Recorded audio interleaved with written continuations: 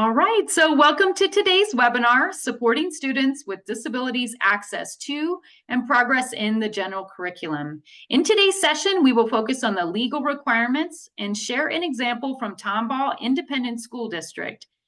My name is Tessie Bailey, and I am the Director of the Progress Center, and we are pleased to be hosting today's event. So the Progress Center was launched in 2019 as the go-to place for information and resources, technical assistance, and tools to really support local educators in their development and implementation of high-quality educational programming. We support local educators through three primary strands of work. Our first one is knowledge development, which is led by Stacy Hurt, and she has helped us lead our Thought Leaders Summit on critical issues, have conducted educator and family and student focus groups, and is now overseeing our development of our national Beating the Odds analysis, which is how we ended up meeting Tomball. We also provide direct technical assistance under the direction of Stephen Prater, and that includes training and coaches directly for educators and leaders that are in public education agencies, charter management groups, and non-public entities. And finally, we ensure the work is universally accessible and available to any educator who would like access, and that work is led by Ms. Amy Peterson. And these activities really include our National Learning event, which is going to be held the last 2 days of July, webinars like this one, and of course, our website, promotingprogress.org. I'll also share, and that's what led to this event, is we have a free learning management system that includes a number of modules around supporting students in the general classroom, in special education, and in Tier 3 for MTSS. Now, the idea of Progress Center stems from our 2017 Supreme Court decision in Andrew F. The decision made it clear that to meet the substantive obligation under IDEA, a school would need to offer an IEP that's reasonably calculated, meaning it's expected to produce the results that we wanted to see to enable a child to make progress appropriate in light of the child's circumstances. And similar to previous decisions, progress was not defined beyond in light of the child's circumstances. And, we'll try to address that today, but we did have a previous webinar that Dr. Zirkel and Mitch Yell presented on helping us better identify what is progress for students post-Andrew F. We did receive a lot of questions, but as I mentioned, we will only be addressing those related to today's content. If you do have a question that is not going to be addressed today, you can submit that directly to the Progress Center and we will respond directly to you. Now, I've already introduced myself, and I'll be back at the end to facilitate some discussion with our panel from Tomball, but I'd like to introduce Dr. Perry Zirkel. He is a Progress Center advisor, and he's been with us since the very beginning. He's a university professor emeritus of education and law at Lehigh University, where he was formerly the dean of the College of Education.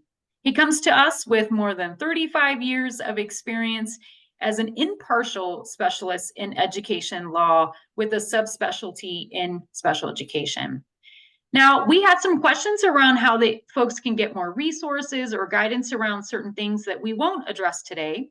So he does have a free website that shares a monthly law update as well as other special education law resources, including resources related to least restrictive environment, 504, and behavior.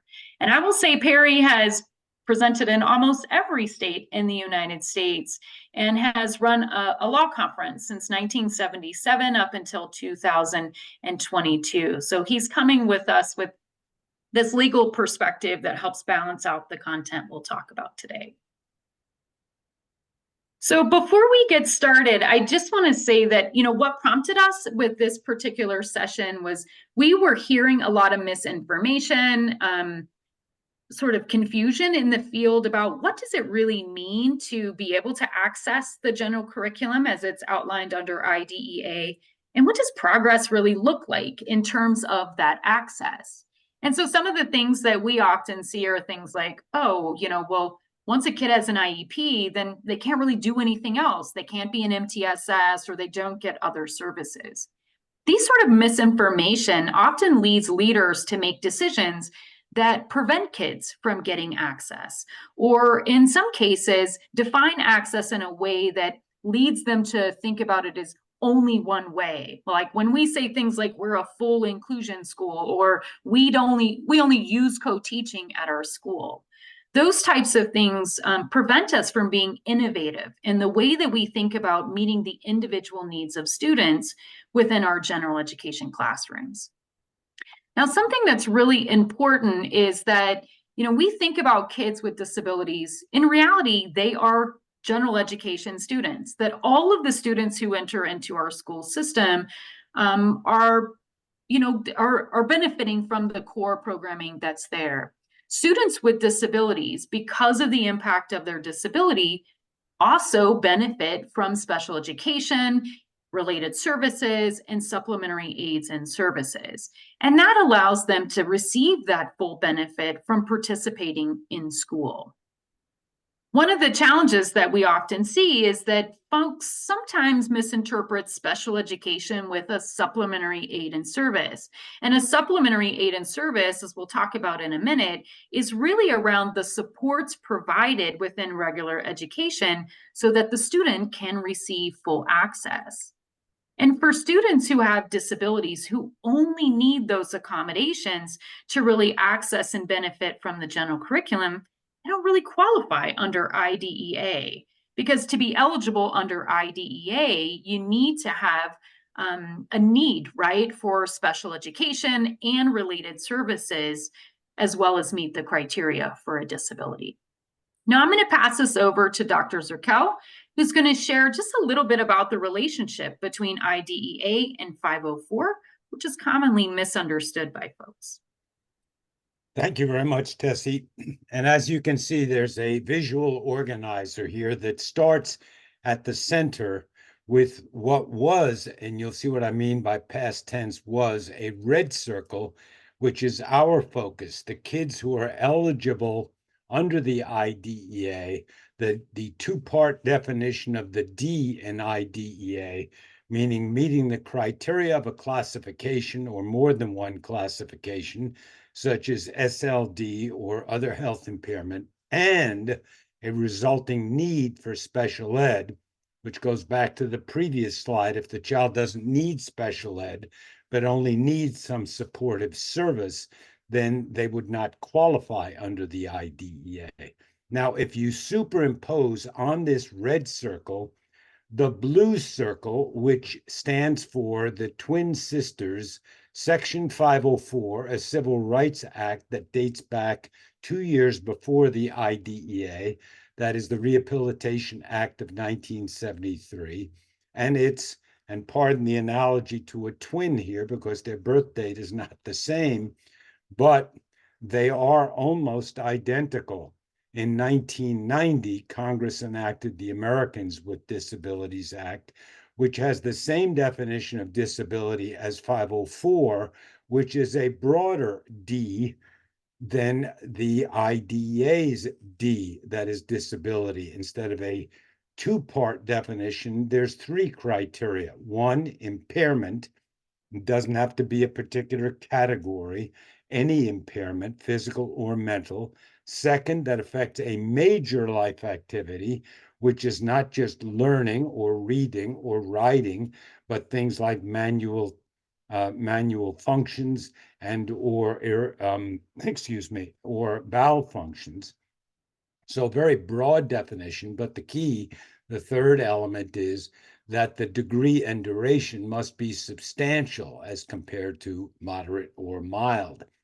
And currently and it depends upon what grade levels, etc., but just as a general rule of thumb, about 13 to 14% of all children in our public schools qualify under the red circle.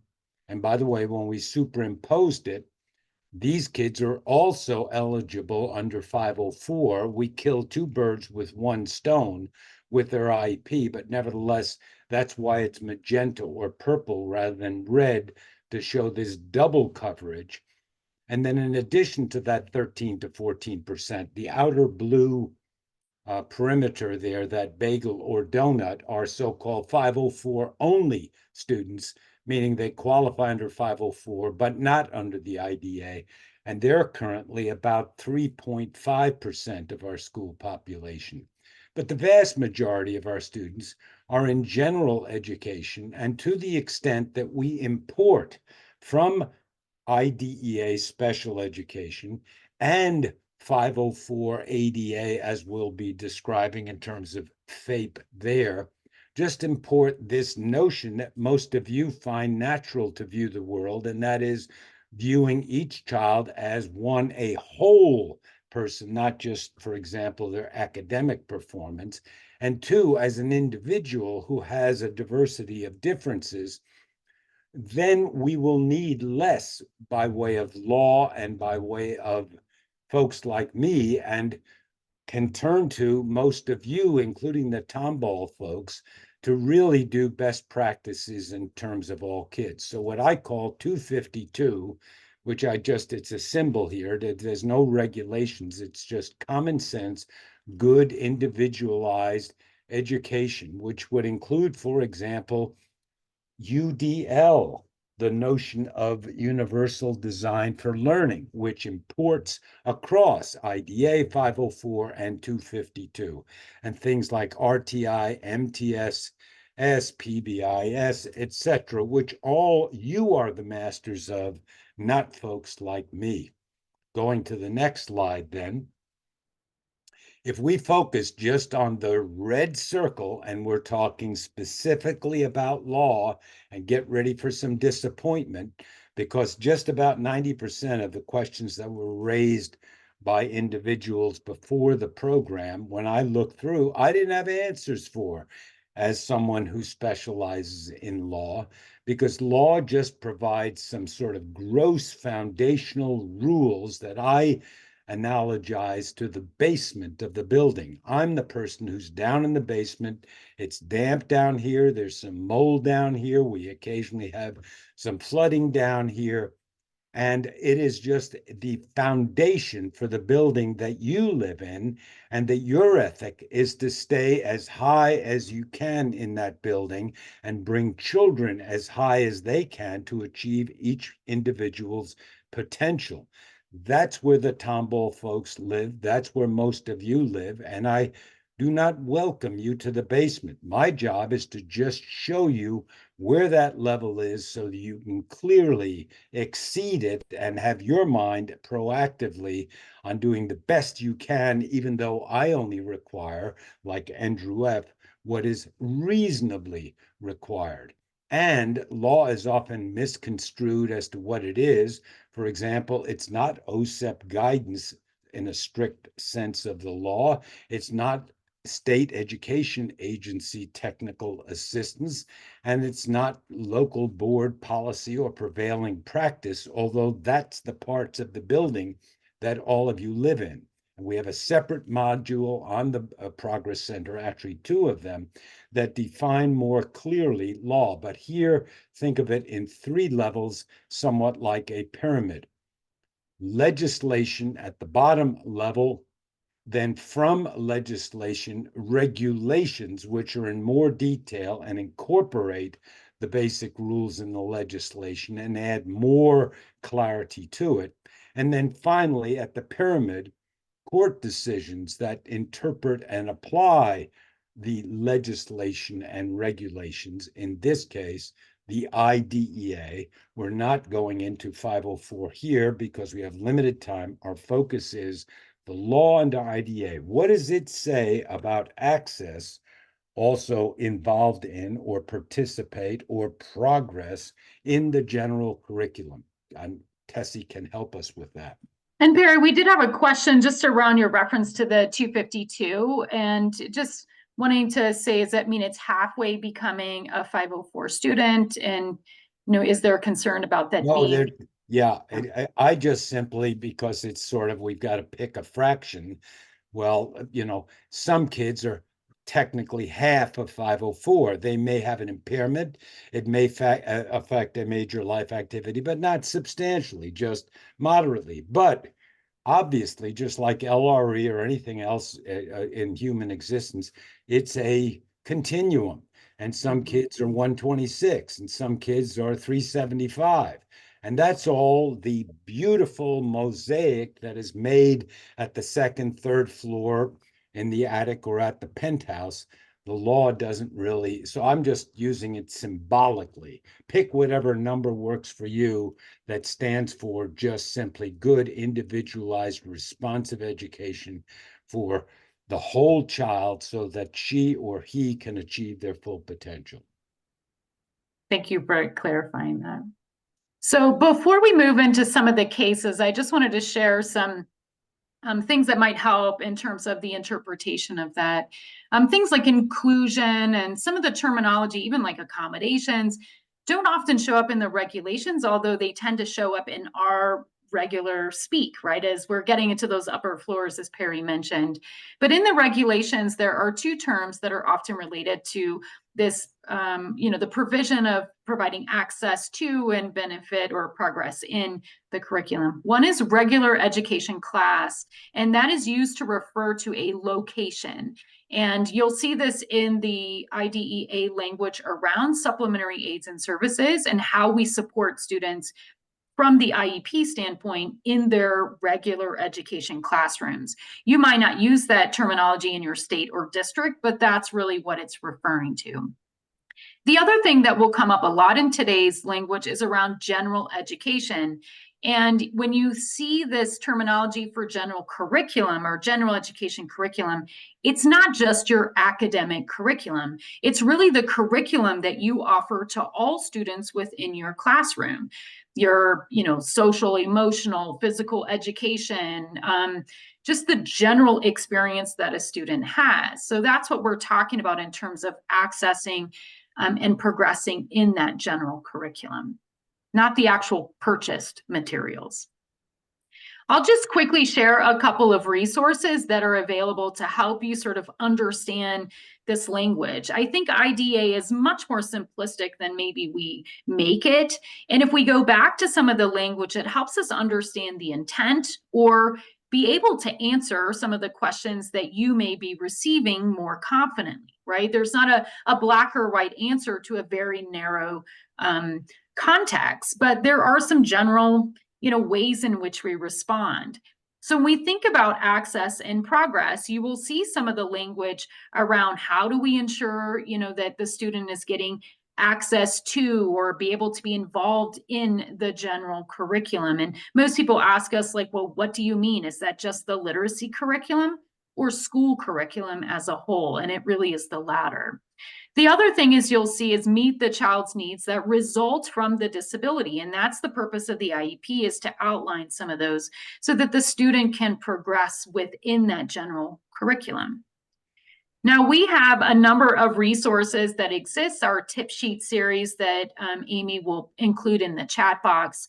But I just want to share, when we think about the services that we provide to students with disabilities, they really come into four parts.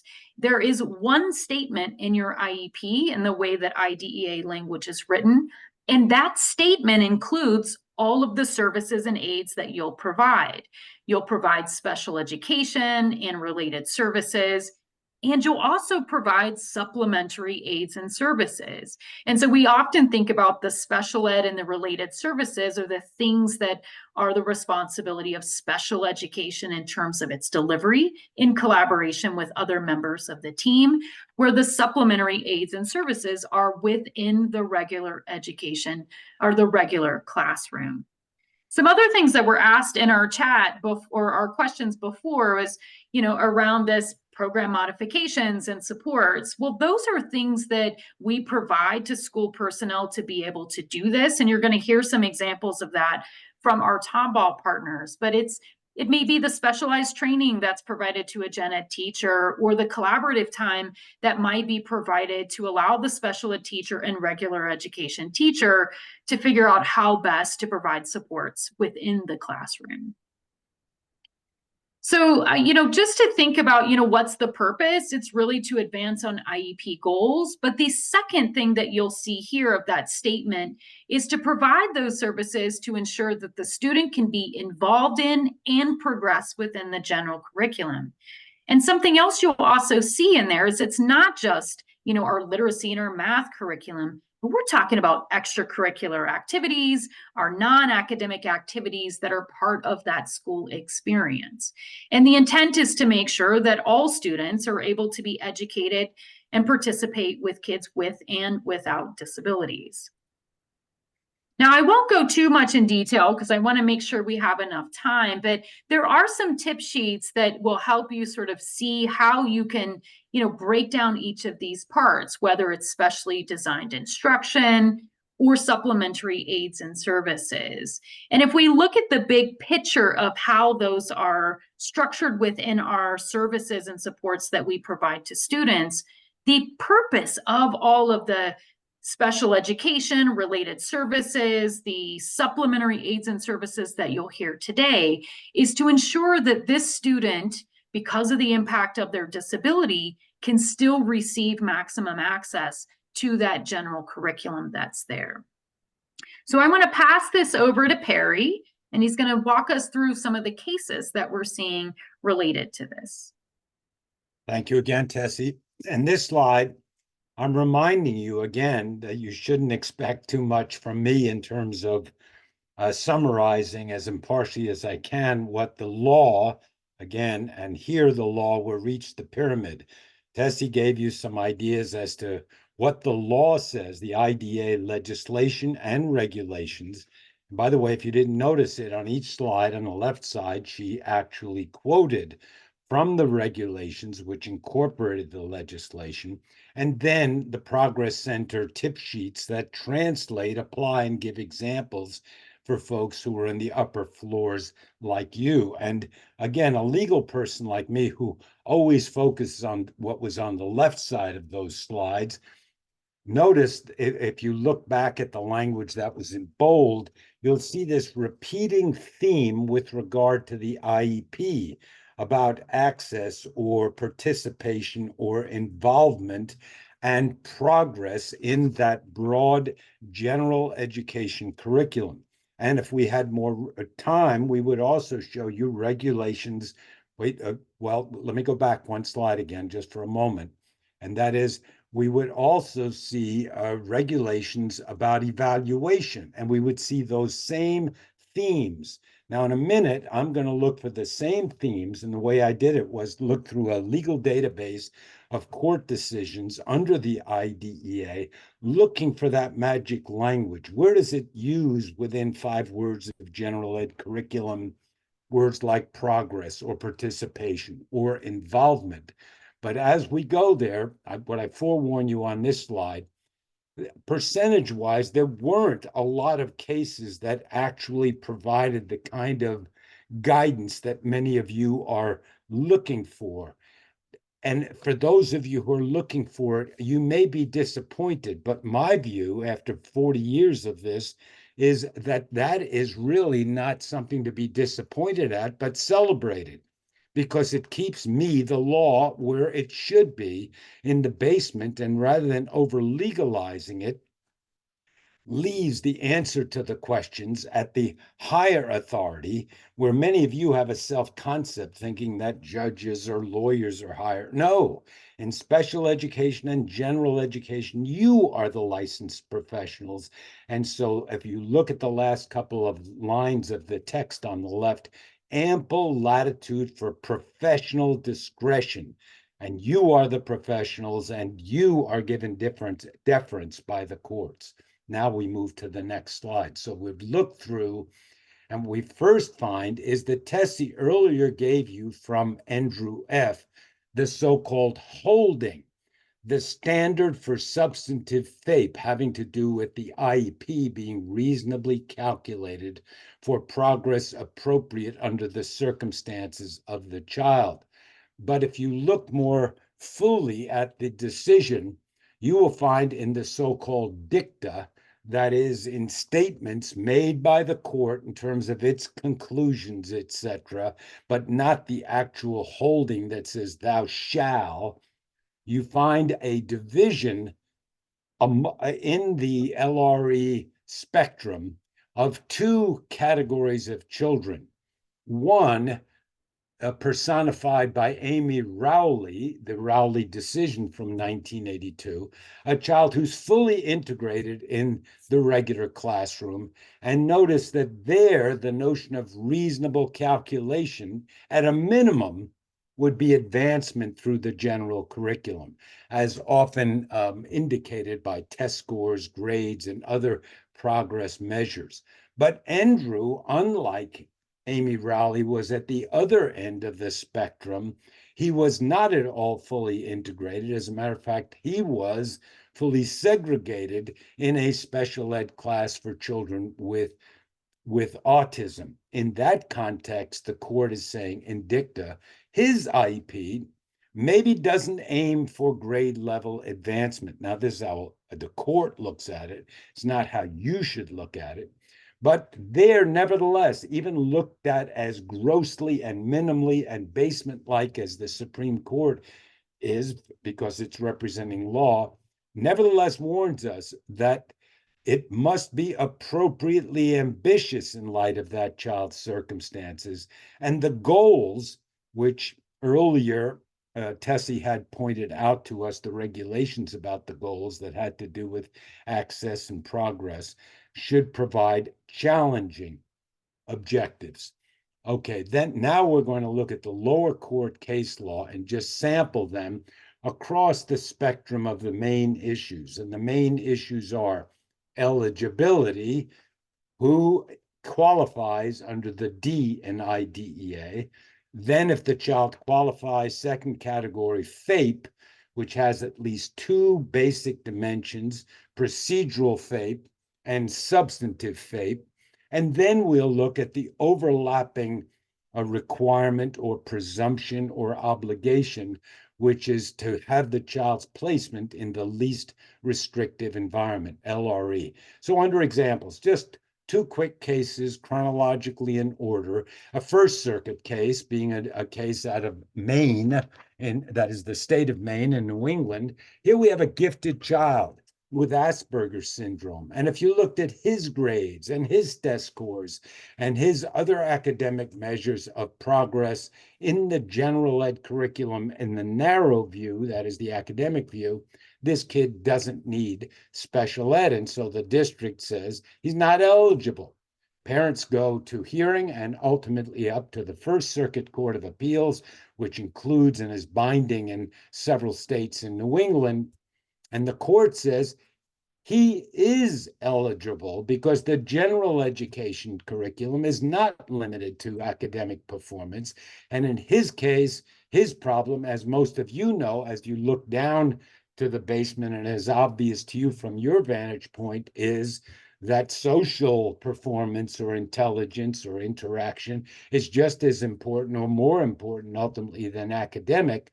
And so since he, due to his Asperger's syndrome, which fits within either OHI or the autism classification, needs specially designed instruction to improve his social skills.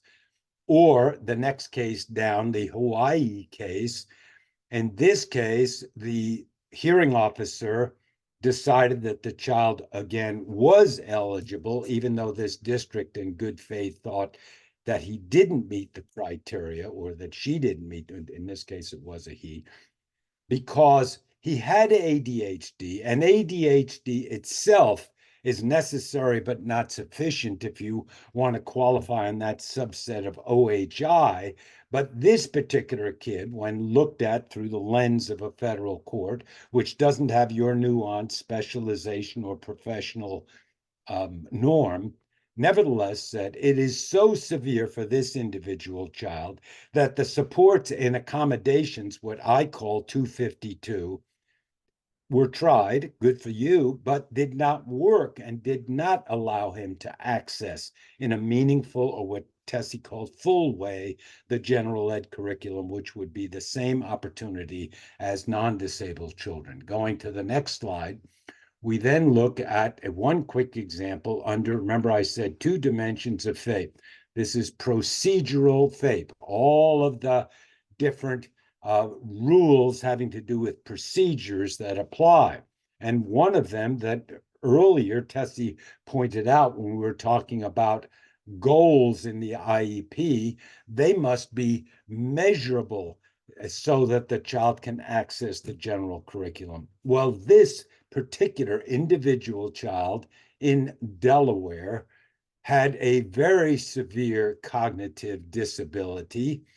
And he would, for those of you who are on the bell curve and measuring IQ, et cetera, was at not just the 1 percentile, but the 1/10 of 1 percentile, extremely severe. And it turned out that the parents were challenging the goals, and they could hire experts like you who would say these goals may not meet professional norms or best practice as being precisely what we would need to really optimally meet the needs. But again, at the basement level, the court said they were sufficient. But once again, the North Star, the framework for the court is progress in the general curriculum. Moving to the next slide, we see more than one example, which are pre, and then we'll look at a post. The first 2, which is the SJ case out of the Ninth Circuit in the far west, and then the HC case out of New York in the Second Circuit. These 2 cases were 209 and 213. Between the period of Rowley and Andrew F. But nevertheless, regardless of the period, you will find our constant themes. So in the first of the 2 cases, the hearing officer concluded that the IEP met the substantive standard under Rowley, and the key factor that supported the court's conclusion was that this child was performing meaningfully, progressing meaningfully in, again, that magical broad framework that most of you operate, whether you are so-called special educator or general educator, you're a good educator and you're looking at the whole child and the whole curriculum. Similarly, the second case down focused in on assistive technology, one of the examples in law of what a child may be entitled to by way of a related service, a supplementary aid and service, or just a separate category we call assistive technology. And the court came up with one particular device or service, but the parent preferred another one that she had data was better. The district went all the way to court, sadly to me, because it would have been much better if the 2 perspectives could have just listened to each other and come up with a happy, meaningful compromise, which would have enabled us to meet the basement and the upper stairs without spending all of the transaction costs on litigation.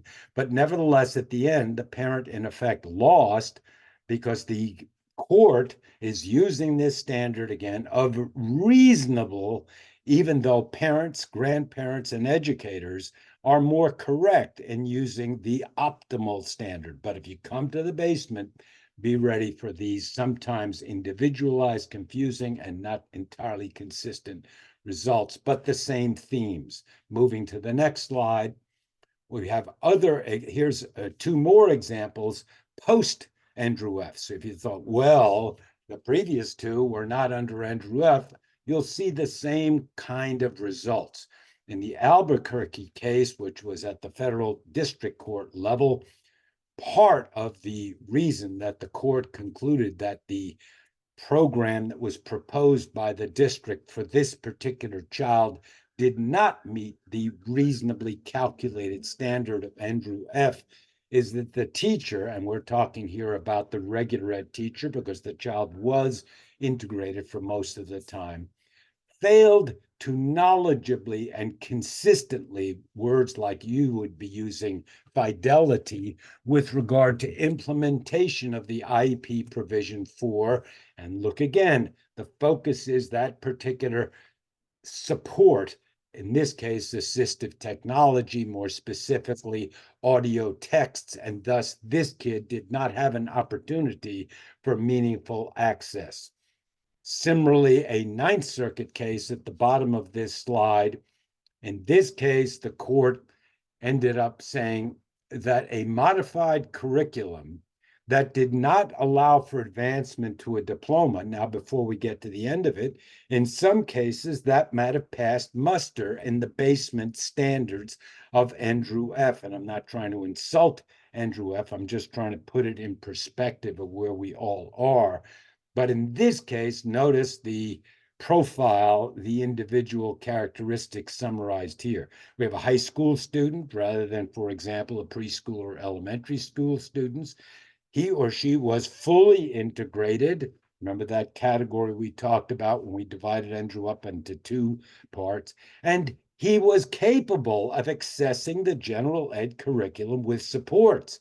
Now, what the district made the mistake is they said, we want to take the supports away, and we take the supports away when we take, and I'm thinking of my granddaughter, her noodle away when she was swimming, she might sink. But the noodle is part of general ed curriculum. That's part of 252, or it's just common sense for this child who is a beginning. She told me she was a tadpole. Well, good for her. The point is, you don't take the noodle away and take the kid away from the general ed curriculum. And thus, in this case, a modified curriculum that did not give this kid the opportunity to earn a diploma did not pass muster under Andrew F. Next slide. And Perry, we have about 2 minutes. Okay, good. And good because you'll see the same theme. When we get to LRE, and I could have put 10 cases here, but they all, first of all, some of you are into, like all of the legalized gambling now. Who won these cases? And the answer is some of them, when you read through it, are won by the parent, some are won by the district. But winning here is really losing, if you will, because if they had just provided, for example, in P versus Newington, the additional personnel, the appropriate modifications, the correct services that were appropriate to this child, it would have been the LRE, whether it was 74% or 99%. Or this Philadelphia case at the bottom of the page. Philadelphia lost because they did not give serious consideration, again, to the supports that would have helped this child have a meaningful opportunity to access the general curriculum. Last slide, or next to last slide, 2 more quick examples. Same thing when you look at what's in bold. The emphasis in each case is on supplementary aids, services, supports, assistive technology that meet legal standards for LRE, which is a multi-factor, it depends kind of approach. Next slide. Thus, in summary, the consistent part of the case law, number one, not surprisingly, it's individual, and some of you find this frustrating and others find it delightful, that the IDEA recognizes that each kid is different and thus each case cannot be overgeneralized. Second, an emphasis consistently on sufficient supports to access the general education curriculum to achieve meaningful access and sufficient progress. But what meaningful and sufficient means to a court as compared to a good educator and a good parent and a good grandparent, what we all share is that Johnny or Jenny will achieve their full potential, and thus we do not confuse the professional upper levels with the minimum legal foundation. And this foundation in legislation, regulations, and case law only provides the basic legal requirements. But we're about to hear from the people that are much more like you and that can provide much more to answer your multiple questions, because the Tomball folks illustrate professionals who are dealing with practice in the real world rather than some professor who just sits around reading and analyzing and writing cases. Thank you.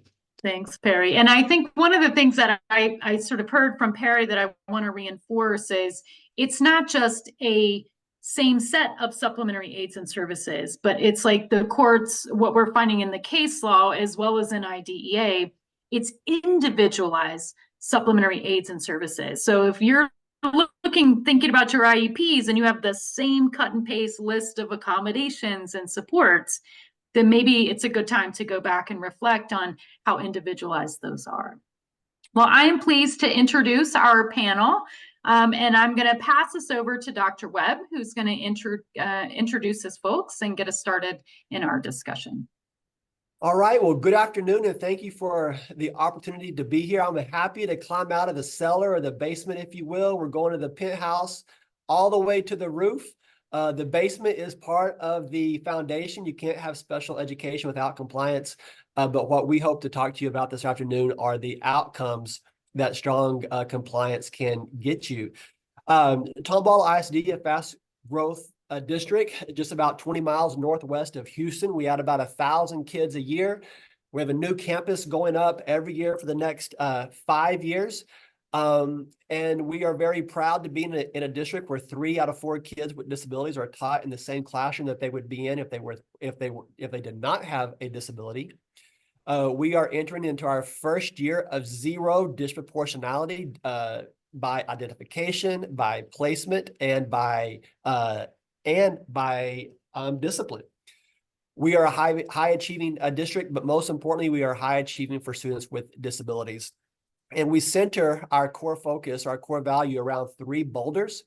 Our 3 boulders are trust, collaborative culture, and a high quality instruction. If there's anything that's more important than compliance, below the foundation of the house is the bedrock. The bedrock for Tomball ISD is trust. Educational relationships are based on trust. We all work in a people business.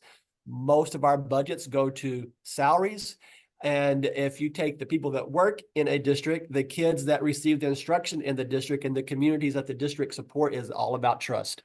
Relationships help drive everything that we're going to talk about today.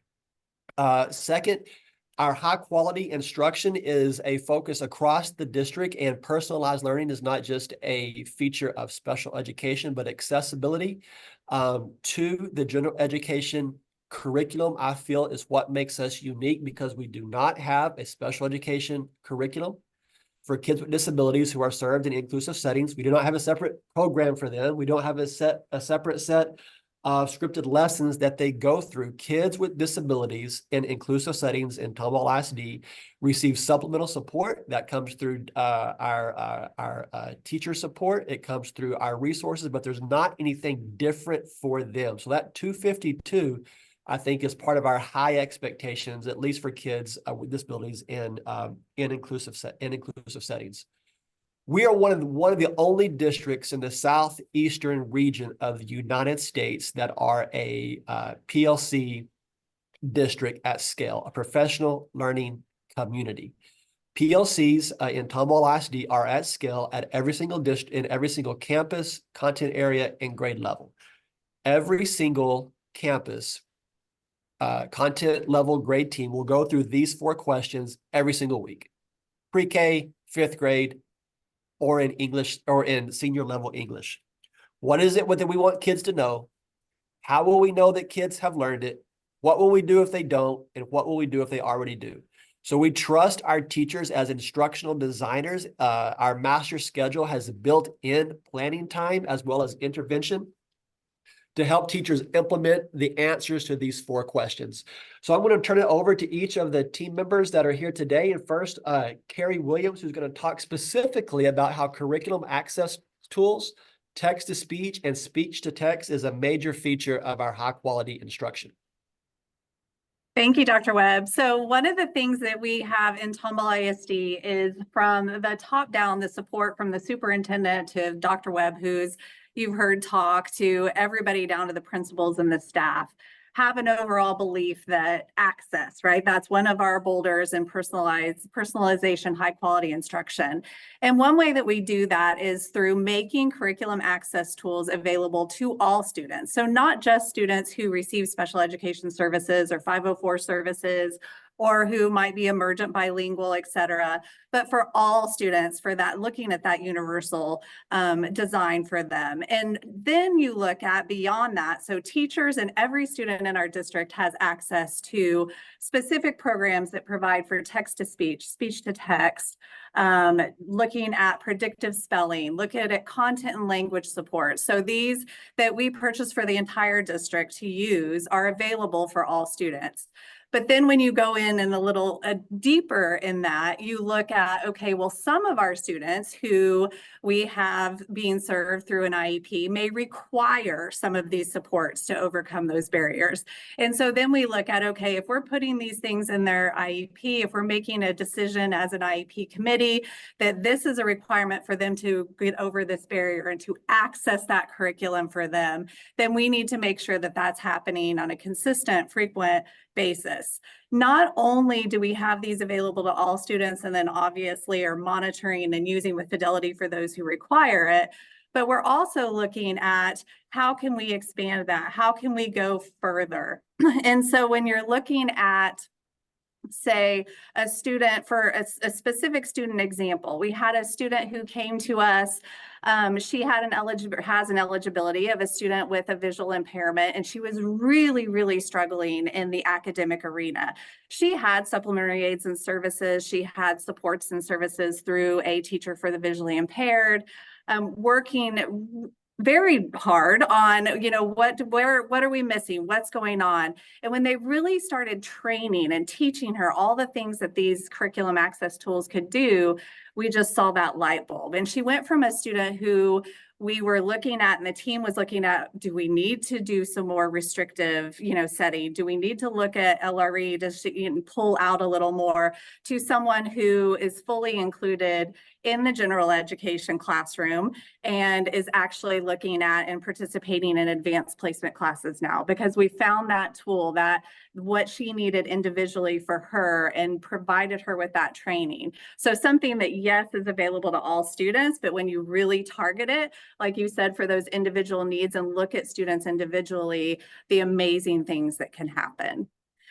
So I would like to pass it over to Ursula to tell us a little bit about kind of what she does in the classroom and how she participates with those students when she's providing that specially designed instruction.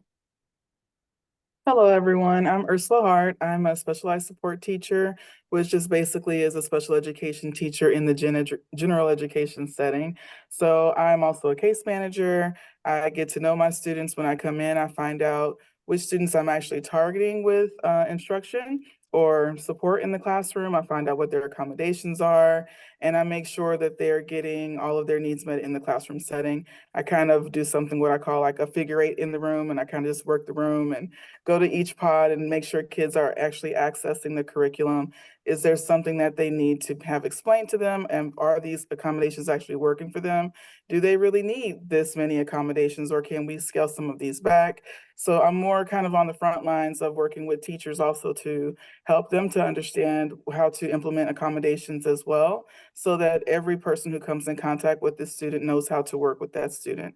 So I'm very big on building rapport, finding out what motivators are to help our kids with behavior issues to be able to access curriculum as well. I liked the example that he used in the case law about the student with ADHD and how that student needed more supports to access the curriculum, because we do still see those things.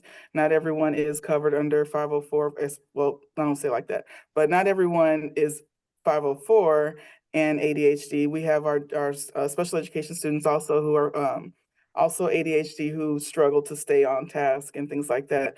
But I've seen so many students grow just getting to know them and seeing the encouragement that they receive from people on our team here. One of my favorite things is working with the teachers on our team to help them to understand. There are lots of teachers that don't always know how to work with students who are special education. So kind of bridging that gap and bringing in our paraprofessionals and making sure everyone's on the same page for what's going to work for this student is like my jam. I love it. I just love to see the success of our kids when we're able to do that. Okay, so I'll pass it over to Ms. G. I'll call you Ms. G because I want to say Nisa, but I'll call you Ms. G. Okay. Okay, you can call me Nisa. Okay, thank you. Thanks, Ursula, and thanks for describing the great work that you do on the roof, definitely on the roof for you. So good afternoon, everyone. From the principal's seat, probably the most important thing that we talk about is in our principal collaborative teams is building collective responsibility for our students. So when we ask those 4 questions that Dr. Webb referred to, we are asking those questions of every student because we believe that every student is our student.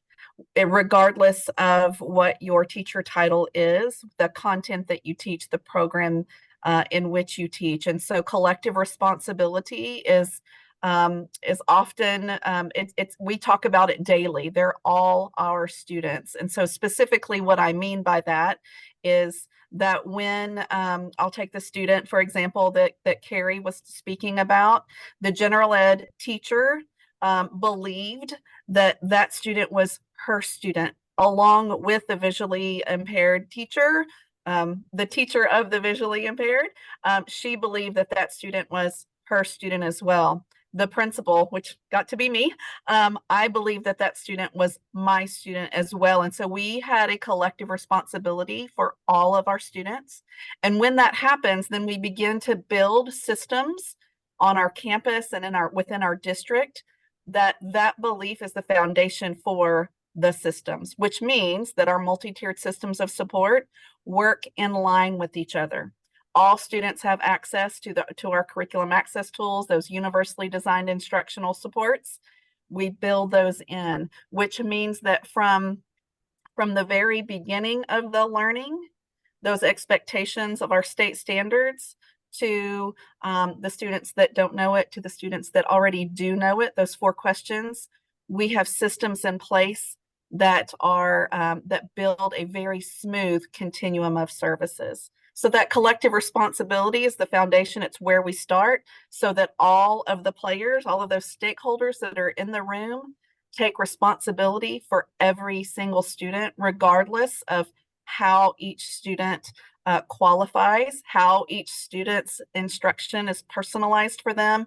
It doesn't matter whether they are accessing, whether they are in a general ed setting or a special ed setting, we are all equally responsible for each student. And it's up to the adults, number 1, to believe that, and number 2, to collaborate in such a way that results in progress and outcomes for all of our students, especially for our most vulnerable learners, our students who receive the most services. And so from our students who already know it to our students who don't know it yet, we take that responsibility very seriously and we build our systems around that.